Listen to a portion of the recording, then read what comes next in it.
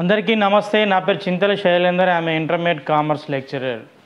విద్యార్థులారా, మన మంచి భవిష్యత్తు కోసం అయితే కొన్ని నీతి సూత్రాలు అయితే మనకు ఒక యూనివర్సిటీ వాళ్ళు చెప్పినవి చూపెట్టినవి అయితే నీకు ఈ వీడియోలను అయితే ఎక్స్ప్లెయిన్ చేయబోతున్నాను. మనం హ్యాపీగా ఆరోగ్యంగా ఆనందంగా బతకడానికి కొన్ని సూత్రాలు అయితే మనం ఇక్కడ చూద్దాము. సో ఇక్కడ నిర్వాహకులు ఎవరు అంటే ప్రజాపిత బ్రహ్మకుమారి ఈశ్వరీయ విశ్వవిద్యాలయం హన్మకొండ శాఖ వారు మొన్న శివరాత్రి రోజైతే హన్మకొండలోని పబ్లిక్ గార్డెన్లోనైతే ఈ యొక్క ప్రోగ్రాం అయితే నిర్వహించడం జరిగింది. అది 88వ త్రిమూర్తి శివ జయంతి మహోత్సవం అయితే నిర్వహించారు. ఓం శాంతి అందరికీ. సో 8వ తారీఖు 3వ నెల అంటే మార్చి 8వ తారీఖు నాడు శుక్రవారము పబ్లిక్ గార్డెన్ నేరెళ్ల వేణుమాధవ కళా ప్రాంగణం హన్మకొండ స్థలంలోనైతే నిర్వహించారు.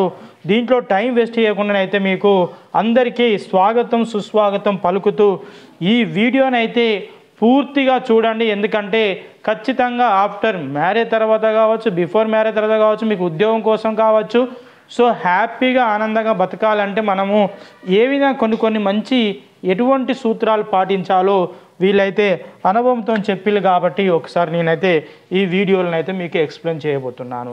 సో ఇదైతే ఎంట్రన్స్ ప్రాంగణం పబ్లిక్ గార్డెన్లో మనము నేరెళ్ల వేణుమాధవ కళా ప్రాంగణం హన్మకొండలోనైతే మనం ఇక్కడ చూస్తున్నాము. సో నెక్స్ట్ చూద్దాము.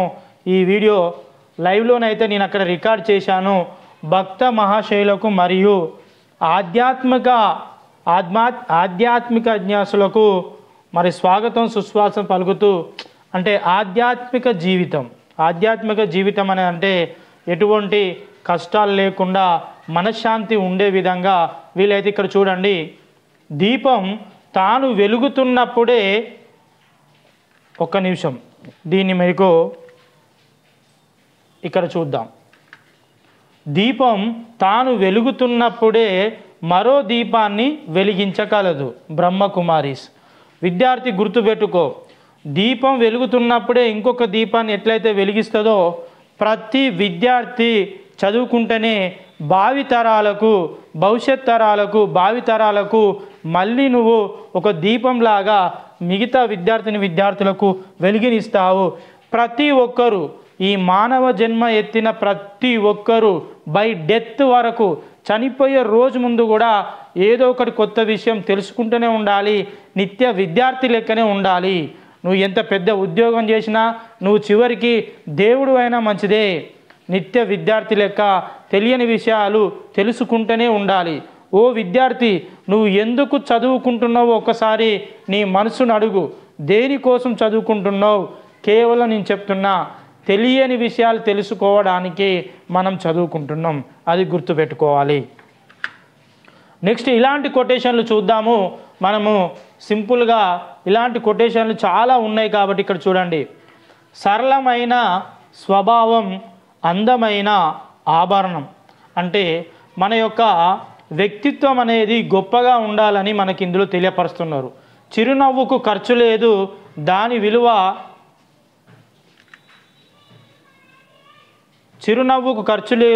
విలువ అమూల్యం.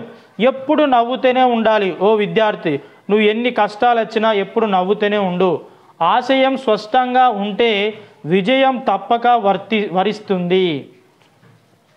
కొంతమంది ఏదో పరీక్షలో ఫెయిల్ అయినానని లేదంటే ఏదో ప్రేమలో ఫెయిల్ అయినానని ఆత్మహత్య చేసుకుంటారు. ఓ విద్యార్థి, పరీక్షలో ఫెయిల్ అయినంత మాత్రాన ఆత్మహత్య చేసుకుంటే పాస్ అవుతావా? ఓ విద్యార్థి, ప్రేమలో ఓడిపోయినంత మాత్రాన ఆత్మహత్య చేసుకుంటే గెలుస్తావా? గెలువరు కదా. ఖచ్చితంగా నువ్వు బ్రతికి ఉండు, ఎన్నో అద్భుతాలు చూస్తావు భవిష్యత్తులో. అది ఇక్కడ చూడండి. ఆశయం స్పష్టంగా ఉండాలి. నువ్వు ఖచ్చితంగా ప్రిపేర్ కావాలి ఎగ్జామ్ కోసము.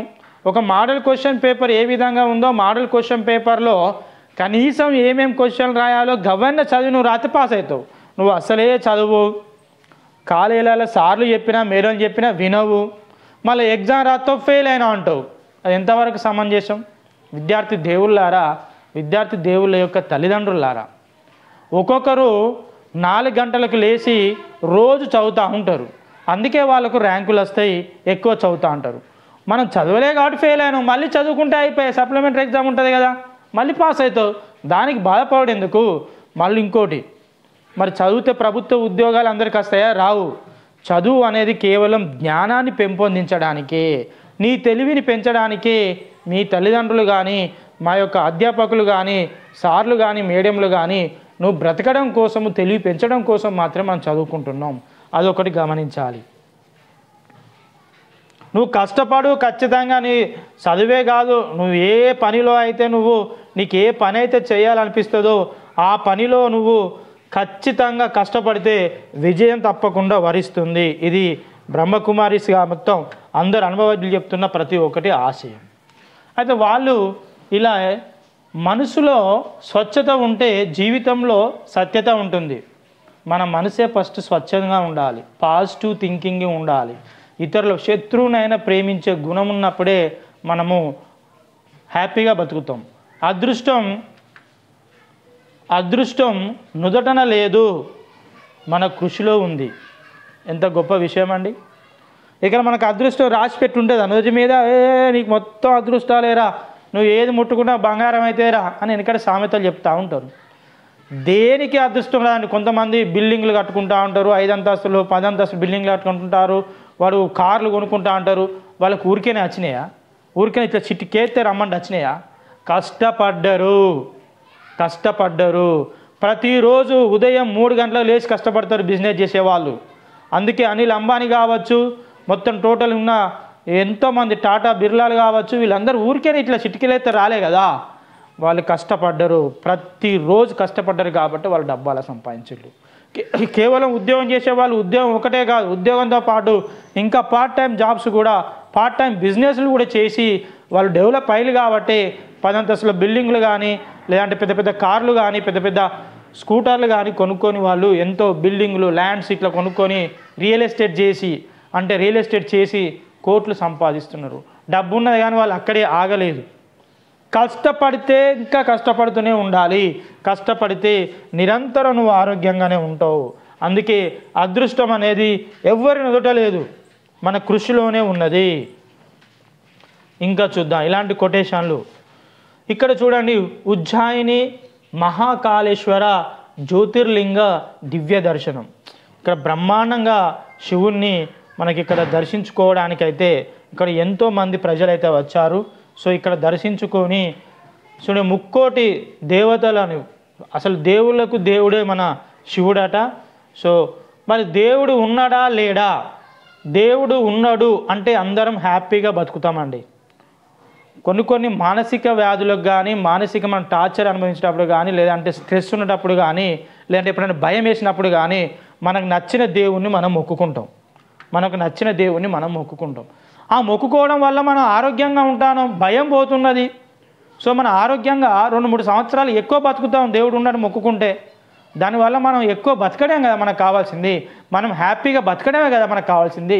అలాంటప్పుడు మీకు నచ్చిన దేవుణ్ణి నమ్ముకొని మనసులో తలుచుకొని ఏ పని చేసినా కూడా మీకు విజయం వరిస్తున్నది. కాబట్టి అందుకే దేవుడు అనేవాడు ఉండడు అనేది మాత్రమే ఈ యొక్క ప్రజలకు తెలియపరచాలి. స్వయం పరివర్తనతో పరమాత్ముని ప్రేమ ప్రాప్తిస్తుంది. ఇక్కడ చూడవచ్చు, నిరాకార జ్యోతిర్బిందు పరమపిత పరమాత్మునికి సంబంధించిన ఇది ఒక చిన్న చక్రం లాంటిది. శాంతి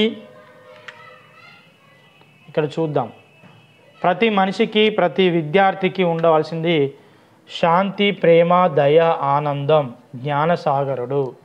సో ఇవన్నీ మనకు కావాల్సినవి అన్ని దీంట్లో ఉన్నాయి. సో మిగతా కొటేషన్లు అయితే చూద్దాము ఏ విధంగా ఉంటాయో. ఇక్కడ చూడండి, నంది. ఎప్పుడు కానీ మీరు శివాలయానికి వెళ్ళినప్పుడు నందీశ్వర్ నుంచి వెళ్ళి చూస్తే మనకు దేవుడు కనబడతాడు. ఇక్కడ నంది కొమ్ములు ఉంటాయి కదా, సో ఈ కొమ్ముల దగ్గర నుంచి వెళ్ళి చూస్తే మనకి ఇక్కడ దేవుడు కనబడతాడు. ఇక్కడ వాళ్ళందరూ సర్వీస్ చేస్తూనే ఉన్నారు. చూడండి, యూనివర్సిటీ వాళ్ళు మనకు ఇక్కడ సత్యం అనే శక్తి, సేవ అనే సంపదలు ఉన్నవారు సర్వోత్తములు. ఎప్పుడైతే నువ్వు సత్యం పలుకున్నా, నిజం చెప్తావు అనుకో, నిజం నిప్పు లాంటిది అంటారు. నువ్వు నిజం చెప్పినావు అనుకో, ఎప్పటికైనా నువ్వు కష్టాలు పడే అవకాశం ఉండదు. అదే ఒక అబద్ధం చెప్పినామనుకో దానికి 100 అబద్ధాలు చెప్పాల్సిన అవసరం ఏర్పడుతూ ఉంటుంది, ఒక అబద్ధానికి ఇంకొక అబద్ధం తోడు. ఇక్కడ చూడండి, life full of purity is the life full of beauty. మనకి ఇంగ్లీష్లో ఒక కొటేషన్ ఇచ్చిళ్ళు, purity is royalty, purity is prosperity, purity is divinity, simplicity is humility, personality, reality, security, best quality, human diagnetic, honesty, destiny, morality, beauty, self, టోటల్గా to gain. దానికి సంబంధించిన quotation. ఆనందం వస్తువులలో ఉండదు, మనసులో ఉంటుంది. కొంతమందికి ఏంటంటే ఒక వస్తువు కొంటే కొంచెం ఆనందం, ఇంకో వస్తువు కొంటే ఆనందం, ఇంకో వస్తువు కొంటే ఆనందం. ఒక వస్తువు కొన్న తర్వాత దాన్ని మళ్ళీ ఆనందం మనం పొందిన తర్వాత మళ్ళీ దానికంటే ఒక బెటర్ వస్తువు కొన్నప్పుడు మాత్రమే మళ్ళీ మనం ఆనందం పొందగలుగుతూ ఉంటాం. కానీ వస్తువుకున్నది గొప్పతనం కాదు, మనసులో ఉంటుంది అనేది మనకి కొటేషన్ అయితే చెప్తా ఉన్నారు. ఇక 4, 5, 10 కొటేషన్ ఉండవచ్చు. ఈ 21st సెంచరీలో అవర్ కమ్యూనికేషన్, ఇది గమ్మత్తున్నదండి చూడండి. మన జీవితము ఈ కలియుగంలో, ఈ సెల్ ఫోన్ల యుగంలో, ఈ ఇంటర్నెట్ యుగంలో మన జీవితం ఎట్లున్నదో వీళ్ళు వివరించిళ్ళు. Hour communication wireless. ఇంతకుముందు మనకు చుట్టాలతోని మనము చుట్టాలను ఇంటికి రప్పించుకునేది, వాళ్ళ ఇంటికి పోయేది, చుట్టాలైతే కాళ్ళకి నీళ్ళు ఇచ్చేది, ఒక 5 రోజులు ఉండేది, మంచిగా కమ్యూనికేషన్, అందరూ బావ మరదళ్ళని, అక్క చెల్లెళ్ళని, పెద్దనాన్న కొడుకులు, చిన్నాన్న కొడుకులు అందరు కలిసిమెలిసి ఉండేది. ఇప్పుడు కమ్యూనికేషన్ ఎవరు చేయాలన్నా కూడా ఏదైనా మన ఫంక్షన్ అయినా కూడా ఇంటికి పోయి కార్డు ఇచ్చేదో అది ఇచ్చి ఇంటికి రమ్మని చెప్పేది, పండుగల పూట కానీ లేదంటే ఏదైనా ఫంక్షన్ చేసుకున్న పూట కానీ. ఇప్పుడు మొత్తం వైర్లెస్. ఏరా పలానా రోజు ఫంక్షన్ చేసుకుంటానా, ఇంటికి వచ్చేయి గంతే. మన కమ్యూనికేషన్ అనేది వైర్లెస్లో ఉన్నది. బిజినెస్ చేసేవాళ్ళు, అవర్ బిజినెస్ చేసేవాళ్ళు క్యాష్లెస్. ఏమైనా ఫోన్పేలో డబ్బులు కొడుతున్నాం కదా, క్యాష్లెస్. టెలిఫోన్ అనేది కార్డులెస్. కార్డు లేకుండా కూడా మనం టెలిఫోన్ చేస్తున్నాము. Hour cooking fireless. మంట లేకుండా కూడా మనము కుకింగ్ వంటలు చేసుకుంటున్నాం, మంట లేకుండా కూడా. ఏది కరెంట్ స్టవ్లు ఉంటాయి కదా. అవర్ యూత్ జాబ్లెస్, అంటే యూత్కు జాబ్ లేకుండా. Our labour effortless. లేబర్లు కొంచెం ఎఫర్ట్ పెట్టి పనిచేస్తలేరు. సో ఇంకా కండక్ట్ వర్త్లెస్, అంటే మన ప్రవర్తన వర్త్లెస్. Relations loveless. ప్రేమతోని రిలేషన్లు పెంచుకుంటలేరు, అభిమానంతో రిలేషన్లు పెంచుకుంటలేరు. అటిట్యూడ్ అనేది కేర్లెస్. మనిషి యొక్క గొప్పతనం అటిట్యూడ్ అనేది లయన్ అటిట్యూడ్లో ఉండాలండి. లయన్ అటిట్యూడ్, సింహం. లయన్ అంటే సింహం. లయన్ అటిట్యూడ్ అంటే ఏంటిదో ఒకసారి మళ్ళీ యూట్యూబ్లో సెర్చ్ చేయండి. ప్రతి ఒక్క వ్యక్తికి లయన్ అటిట్యూడ్ ఉండాలి. అటిట్యూడ్ అనేది కేర్లెస్. Feelings heartless. హార్ట్ నుంచి ఫీలింగ్స్ వస్తలో ఏదో దుబార మాటలు, దోస్తానంలో మన వెన్నుపోట్లు పొడుచుడు, మన పక్కడు ఉన్నోడే వాడు వెన్నుపడి పోతాడు దోస్తే ఒక్కొక్కసారి. Politics shameless. Education valueless. Education అయితే ఇప్పుడైతే వాల్యూస్ అంటే నైతిక విలువలు పెంపొందే విధంగా ఎడ్యుకేషన్ ఉంటలేదండి. నైతిక విలువలు ప్రతి ఒక్క విద్యార్థికి 5th క్లాస్ నుంచి వెళ్ళి ఇంటర్, డిగ్రీ, పీజీ, పిహెచ్డి నువ్వు ఏ కోర్సు ఉండని నైతికత మానవ విలువల పుస్తకం, పర్యావరణ విద్య. నైతికత మానవ విలువల పుస్తకం అంటే ఎథిక్స్ అండ్ హ్యూమన్ వాల్యూస్ అని బుక్ ఉంటుంది. దాంట్లో మనం ఎట్లా బతకాలి, ఏ ఏజ్లో ఎటువంటి ఆహారం తీసుకోవాలి, ఆత్మహత్య ధోరణి వచ్చినప్పుడు ఏ విధంగా మనము దాని నుంచి బయటపడాలి, కష్టాలు వచ్చినప్పుడు కష్టాలను ఏ విధంగా మనము కష్టాలను నేలలో తొక్కి మనం బయటికి ఎట్లా రావాలనేది ఆ పుస్తకాల్లో సైంటిస్టులు రాసినవి ఉన్నాయి. దాన్ని పాటిస్తే ఖచ్చితంగా మానవుడు ఆరోగ్యంగా ఉంటాడు. పర్యావరణ విద్య అంటే ఎన్విరాన్మెంటల్ ఎడ్యుకేషన్. చుట్టూ మన వాతావరణం అనేది పర్ఫెక్ట్గా ఉంటేనే పంచభూతాలు ఈ భూమి మీద ప్రతి జీవి బతకాలి అండి. బయోగ్రఫీ అంటారు దీని. బయోగ్రఫీలో ప్రతి జీవి బతుకుతేనే మనం మానవుడు ఆరోగ్యంగా ఉండగలుగుతాడు. ప్రతి చెట్టు ప్రతి జీవి ఉండాలి. సో దీని గురించి మనకు ఎడ్యుకేషన్ వాల్యూస్ అనేది నా యొక్క ఒపీనియన్ ఏంటంటే ఈ నైతికత మానవ విలువలు పర్యావరణ విద్య ఎవ్రీ ఇయర్ ప్రతి విద్యార్థికి పెట్టాలి. ఎంబీబీఎస్ డాక్టర్, ఎంబీబీఎస్ చదువుతున్న, ఇంజనీరింగ్ చదువుతున్న ప్రతి విద్యార్థికి పెట్టాలి. నైతిక విలువలు పెంపొందించుకున్నందుకు మార్కులు వేయాలి. యాన్యువల్ ఎగ్జామ్సే ఉండాలి వాటికి. పర్యావరణ విద్యకు ఇంటికాడ ఒక చెట్టు పెడితే ఒక 5 మార్కులు వేయాలి. యాన్యువల్ ఎగ్జామ్లో అట్నే ఉండాలి. అట్లయితేనే మనకు మంచి జరుగుతుంది, ప్రజలు మంచిగా బతుకుతారు. ఫూలిష్, కౌంటర్లెస్, ఆర్గ్యుమెంట్స్ బేస్లెస్, కమిట్మెంట్స్ యామ్లెస్, ఇక్కడ ఫేత్ గాల్లెస్, పూరు వాయిలెసెస్. ఇక ఇక్కడ అవర్ లైఫ్ అనేది మీనింగ్లెస్ ఉన్నదండి. మనం ఎందుకోసం బతుకుతున్నాం ఒక్కొక్కసారి మనకే అర్థం కాదు. మన లైఫ్ అనేది మీనింగ్లెస్లో ఉన్నది. ఫైనల్లీ ఏం చెప్తున్నది బ్రహ్మకుమారిసి వాళ్ళు, ఫైనల్ ఏం చెప్తున్నారంటే అవర్ ఎగ్జిస్టెన్స్ యూజ్లెస్. ఇక్కడ చూద్దాం. To bring freshness to our life and make it meaningful. Just ఏమంటున్నారు, జస్ట్ ప్రాక్టీస్. వాళ్ళు ఏం రాజయోగ మెడిటేషన్ చేయమంటున్నారు. ఇవన్నీ కరెక్ట్ లేనప్పుడు మనం ఏం చేయాలంటే మెడిటేషన్ చేయాలి. యోగా అనేది మరి ప్రతిరోజు యోగా ఒక రోజు చేస్తాం, మంచిగా ఉంటాం 24 గంటలు. మళ్ళీ మనం 6 నెలలకి చేయాల్సిన అవసరం లేదట. యోగా అనేది మనం డైలీ 3 పూటలు ఎట్లా తింటామో రోజుకొకసారి అయితే కంపల్సరీ మనము యోగా చేస్తే ఎవ్రీడే ఉండాలట. ఎవ్రీడే యోగా చేస్తే మనము ఆరోగ్యంగా ఆనందంగా బతుకుతామన్నది వాళ్ళు ఆల్రెడీ చేసి నిరూపించుకున్నారు కాబట్టి వాళ్ళు హ్యాపీగా ఉంటున్నారు. నెక్స్ట్ చూద్దాం. నెక్స్ట్ ఫార్వర్డ్ చేస్తున్నాను. రైట్. మంచిగా ఆలోచిస్తే సరిపోదు, మంచి పనులు కూడా చేయాలి. కొటేషన్ మామూలుగా లేదండి. ఓ విద్యార్థి, ఓ కొంతమంది విద్యార్థులారా, మంచిగా ఆలోచిస్తే సరిపోదు, అప్పుడప్పుడు మంచి పనులు కూడా చేయాలి. నువ్వు ఒకసారి మంచి పని చేసి చూడు. నువ్వు చేసిన పనికి ఇతరులు మెచ్చుకుంటే నువ్వు ఎంత హ్యాపీగా ఉంటావో నీకే తెలుస్తుంది. The miracle of silence. ఇది ప్రతి ఒక్క విద్యార్థి పాటించాల్సిన కొటేషన్స్, ప్రతి మానవుడు పాటించాల్సిన కొటేషన్. సైలెన్స్కున్న గొప్పతనము, సైలెన్స్కున్న అచీవ్మెంటు, సైలెంట్గా ఉంటే సాధించే ఘనకార్యాలు కానీ అచీవ్మెంట్స్ కానీ ఇందులో ఉంటాయి. సైలెన్స్ ఏం చెప్తుంది తెలుసా?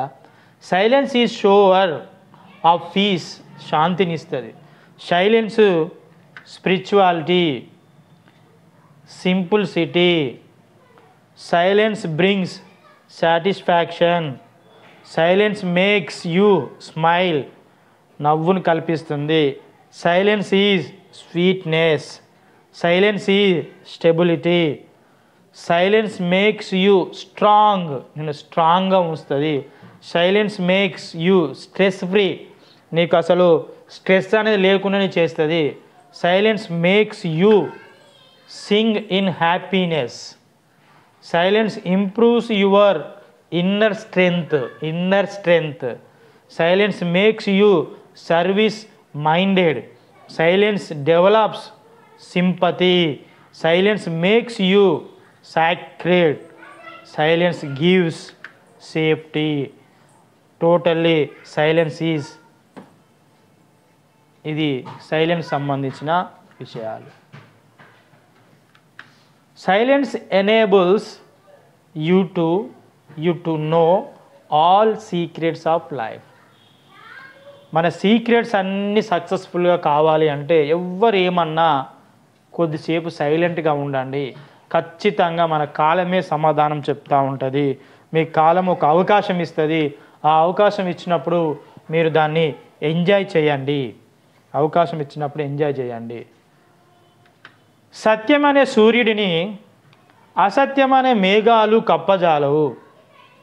చూడండి, నువ్వు ఎప్పుడైతే నిజాయితీగా ఉంటావో, ఎప్పుడైతే నిజం చెప్తావో, కొంతమంది దుర్మార్గులు నీ మీద అబాండారాలు వేసినా, బట్టగాల్చి మీదేసినా, లేనిపోని విషయాలు కల్పించి చెప్పినా నువ్వు చెప్పింది నిజం, నువ్వు చెప్పింది సత్యం.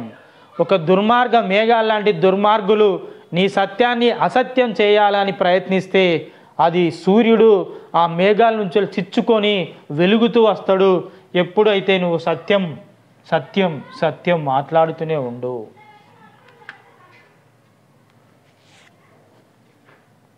నెక్స్ట్, మహాత్ములు సౌఖ్యంలోనూ విపత్తులోనూ ఒకే విధంగా ఉంటారు. మహాత్ములు ఋషులు అంటాం మనం.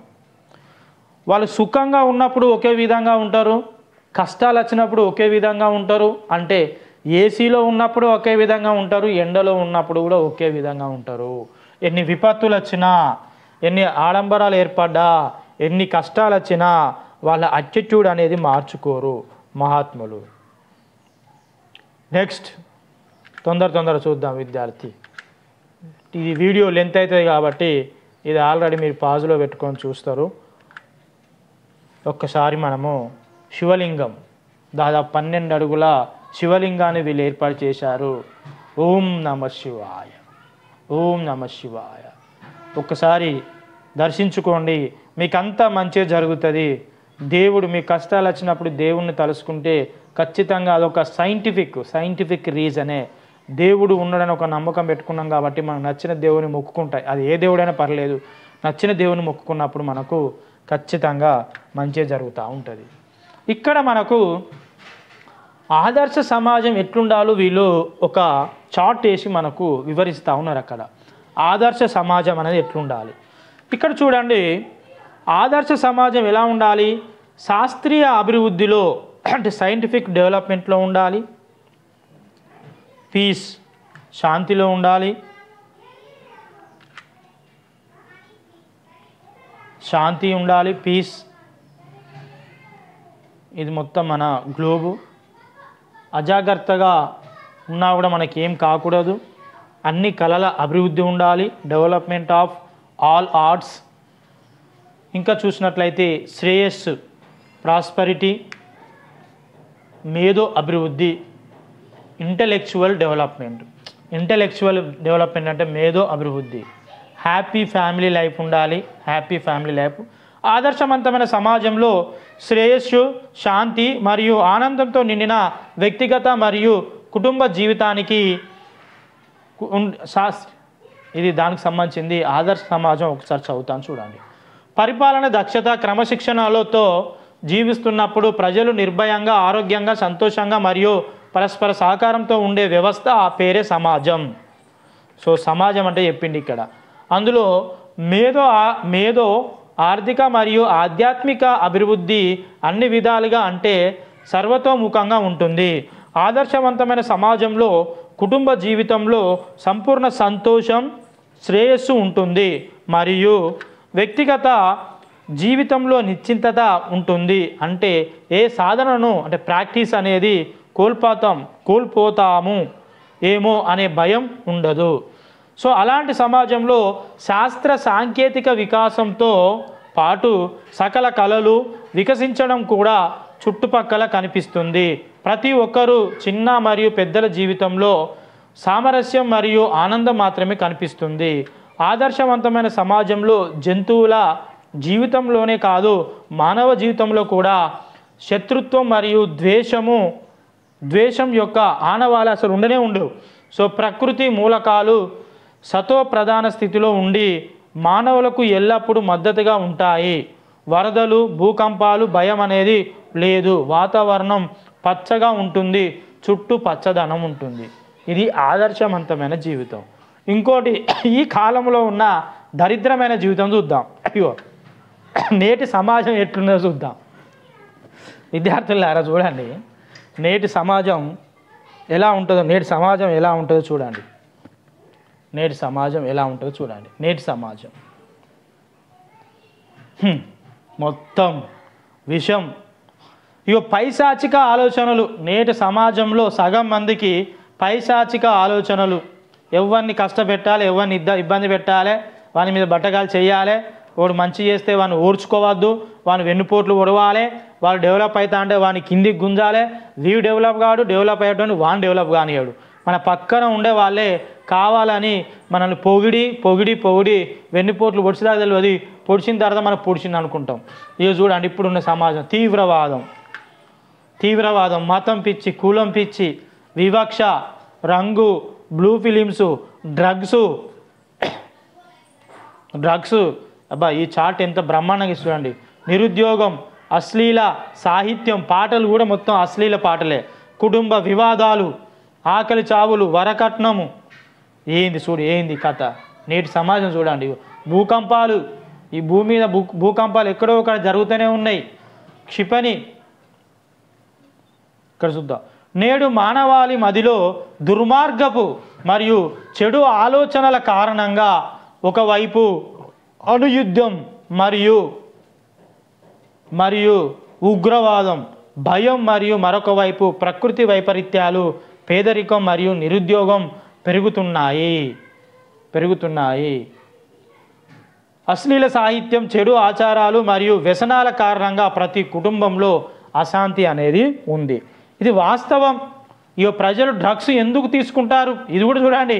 ప్రజలు డ్రగ్స్ అని ఎందుకు తీసుకుంటారు చూద్దాం. కొన్ని కారణాలు ఇక్కడ వాళ్ళు తెలియపరిచారు. డ్రగ్స్ తీసుకునేది హోదాకి చిహ్నం.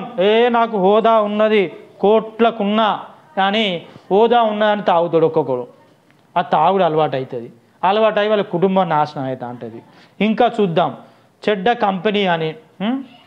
కంపెనీ, సులువుగా లభ్యత, డ్రగ్స్ సులువుగా దొరకడం, తోటి వారి ఒత్తిడి వల్ల కూడా డ్రగ్స్కి అలవాటు పడడం, గత సంతోషకరమైన జ్ఞాపకాలు, సంతోషం వచ్చిన తాగుడే, బాధ వచ్చిన తాగుడే, ఏడుపు వచ్చిన తాగుడే, దేనికైనా తాగుడు. చిత్రంలో చూపించిన విధంగా ప్రజలు అనేక కారణాల వల్ల డ్రగ్స్ తీసుకుంటారు. కానీ ప్రధాన కారణాలు ఒత్తిడి మరియు కుటుంబంలో సంఘర్షణ. ఇవి రెండు చూసుకోండి. ప్రధాన కారణాలు ఒత్తిడి వల్ల, కుటుంబంలో ఉన్న సంఘర్షణల వల్ల తాగుడుకైతే వాళ్ళు బానిసలు అవుతున్నారు. ఖచ్చితంగా విద్యార్థులారా ఎట్టి పరిస్థితుల్లో మీరు డ్రగ్స్కి అయితే దూరం ఉండండి. ఈ రాష్ట్ర ప్రభుత్వం కూడా డ్రగ్స్ మీద ఒక యుద్ధం చేస్తున్నది. అందరం సహకరించాలి. మనము లస్ట్, కామం, కోపం, దురాశ, ఇవన్నీ అహంకారము, ద్వేషము, ఆప్యాయత. రైట్. ఆశయం లేని జీవితం దీపం లేని ఇంటితో సమానం. దీపం అంటే అది కరెంటే కానీ లైటే కానీ. ఎప్పుడు కానీ ఓ విద్యార్థి నువ్వు ఏదైతే సాధించాలనుకుంటావో దాన్ని అయితే ఒక ఆశయం పెట్టుకొని దానికోసం వెతుకు. ఏం చేయాలి సాధించడానికి? ఆనందానికి ఆధారం సంతృప్తి. మనం సంతృప్తి పొందినప్పుడే దాన్ని ఆనందంగా ఉన్నట్టు. ఆవేదనకు మూలం ఆరాటం. మనం చాలా ఆరాట పడుతూ ఉంటాము. ఇక్కడ ఈ బ్రహ్మకుమారీస్ వాళ్ళు యూనివర్సిటీ వాళ్ళు అయితే ఇక్కడ స్వయంగా వాళ్ళు తయారు చేసిన దేవుళ్ళ యొక్క ఆకృతిని అయితే మనం చూస్తున్నాం. సో దీన్ని ఒకసారి ఫార్వర్డ్ చేస్తున్నా. ఈ విధంగా మీరు చూడండి. వాళ్ళు ఎంత వాళ్ళ యొక్క చేతులతో తయారు చేసిన ఇవి దేవుళ్ళ యొక్క విగ్రహాలు. దీని యొక్క చార్ట్ చూడవచ్చు మనము ఎంత బ్రహ్మాండంగా వేశారో. సో అదే రోజు శివరాత్రి రోజు వాళ్ళు ఈ 88వ త్రిమూర్తి శివజయంతి మహోత్సవం సందర్భంగా వాళ్ళు పెట్టిన ప్రోగ్రాము, కల్చరల్ యాక్టివిటీసు, ఎంతోమంది భక్తులైతే ఆ రోజు ఈ ప్రోగ్రాంలో అయితే పాల్గొనడం జరిగింది. దీని తర్వాత విమలక్క కూడా తన యొక్క వాయిస్ కూడా ఇచ్చింది. ఆ వాయిస్ కూడా నేను ఈ వీడియోకి అయితే అటాచ్ చేస్తున్నాను. మీరు ఆ వాయిస్ కూడా చూడవచ్చు. సో పబ్లిక్ గార్డెన్లో శివరాత్రి రోజు అయితే బ్రహ్మాండంగా భక్తులైతే చాలామంది అయితే ఈ ప్రోగ్రాంకి అయితే రావడం జరిగింది. కనీసం వాళ్ళందరి యొక్క ఆత్మ వాళ్ళ యొక్క ఆరోగ్యంగా ఉండాలని, వాళ్ళు మనశ్శాంతిగా ఉండాలని, సుఖ సంతోషాలతో ఆరోగ్యాలతో ఉండాలని అక్కడ ఫ్రీగా కూడా ఇదే సమావేశంలో ఫ్రీగా కూడా ఉచిత కంటి పరీక్ష శిబిరం కూడా వాళ్ళు శరత్ స్పెషల్ హాస్పిటల్ వాళ్ళైతే సో ఉచిత కంటి పరీక్షలు కూడా నిర్వహించడం జరిగింది. బ్లడ్ టెస్టులు కూడా ఉచితంగా కూడా ప్రోగ్రాం పెట్టిల్లట. సో ఇది మనకు ఈ ప్రోగ్రాం అయితే ఇది జరిగింది. ఉన్న స్థితి నుండి ఉన్నత స్థితికి చేర్చేదే ఆధ్యాత్మిక జీవితం. సో ఇది విమలక్క మాట్లాడిన వాయిస్ మనకు నేను ఈ వీడియోకి అయితే అటాచ్ చేస్తున్నాను. ఓకేనా? ఈ వీడియో పూర్తి అయిపోయేదాకా చూడండి. Thank you. శాంతి. ఈరోజు మహాశివరాత్రి సందర్భంగా ప్రజాపిత బ్రహ్మకుమారి ఈశ్వరీయ విశ్వవిద్యాలయం వారి ద్వారా పబ్లిక్ గార్డెన్లో భక్తుల కోసం అనేక విషయాలను తెలియచేయటం కోసం ఇక్కడ ఏర్పాటు చేయటం జరిగింది. ఇందులో ఉజ్జయిని మహాశివలింగ దివ్య దర్శనం ఒకటి, 12 అడుగుల శివలింగం ఒకటి, జలాభిషేక శివలింగం ఒకటి ఏర్పాటు చేయడంతో పాటుగా ఇక్కడ అనేక ఆధ్యాత్మిక విలువలు, నైతిక విలువలను పెంపొందించడం కోసం ఇక్కడ ఎగ్జిబిషన్ ఏర్పాటు చేయడం జరిగింది. అంటే వీటి ద్వారా వచ్చేటువంటి భక్తులకు అనేక విషయాల యొక్క స్పష్టీకరణ చేయటం జరుగుతుంది ఈ విషయాల గురించి. కనుక ఈరోజు మహాశివరాత్రి సందర్భంగా ఉదయం నుండి రాత్రి వరకు ఈ కార్యక్రమం జరుగుతూ ఉంటుంది.